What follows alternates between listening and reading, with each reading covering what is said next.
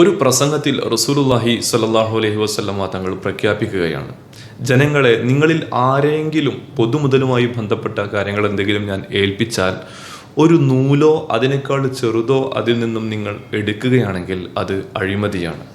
നാളെ അതുമായി അള്ളാഹുവിൻ്റെ കോടതിയിൽ ചെന്ന് നിങ്ങൾ മറുപടി പറയേണ്ടി വരും. ഉടനെ സദസ്സിൽ നിന്നും ഒരു ഉദ്യോഗസ്ഥൻ എഴുന്നേറ്റ് വന്നു. എന്നിട്ട് റസൂലുള്ളാഹി സ്വല്ലല്ലാഹു അലൈഹി വസല്ലം കൊണ്ട് അഭ്യർത്ഥിച്ചു, നബി തങ്ങളെ സല്ലല്ലാഹു അലൈഹി വസല്ലം, എന്നെ ഏൽപ്പിച്ച ഉത്തരവാദിത്വം എന്നിൽ നിന്നും മാറ്റി തന്നാലും. എന്താണ് കാരണം? നബി തങ്ങൾ ചോദിച്ചു സല്ലല്ലാഹു അലൈഹി വസല്ലം. അങ്ങ് പറഞ്ഞത് ഞാൻ കേട്ടു, അതുകൊണ്ട് തന്നെ. അതാണോ കാരണം? എന്നാൽ ഞാൻ ആവർത്തിക്കുന്നു, പൊതുമുതലിൻ്റെ വകുപ്പ് ഞാൻ ആരെങ്കിലും ചുമതലപ്പെടുത്തിയിട്ടുണ്ടെങ്കിൽ ശേഖരിക്കുന്ന ചെറുതും വലുതുമായ മുഴുവൻ വസ്തുക്കളും അവൻ എൻ്റെ മുന്നിൽ കൊണ്ടു വെക്കണം. എന്നിട്ട് അവന് നൽകപ്പെടുന്ന വിഹിതം മാത്രം അവൻ എടുക്കുക, അല്ലാത്തത് മുഴുവനും തൊടാതിരിക്കുക, അല്ലാത്തത് ഒന്നും തൊടാതിരിക്കുക. റസൂലുള്ളാഹി സ്വല്ലല്ലാഹു അലൈഹി വസല്ലം തങ്ങൾ മറുപടി പറഞ്ഞു.